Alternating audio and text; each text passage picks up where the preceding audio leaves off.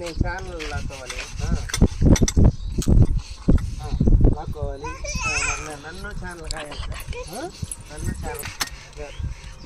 అంతేగాని డౌట్ కూర్చో కాళ్ళు తట్టి ఏంటి ఈ కాలు కూడా ఫ్రీగా ఉంది కొట్టుకోవాలి ఫ్రీగా ఉంది అంతే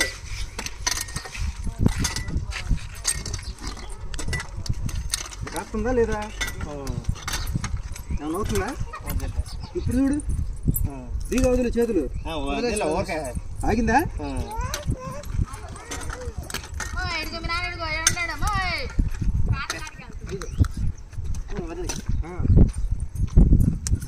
దీని మీద నమ్మకం కుదిరినా కుదరలేదా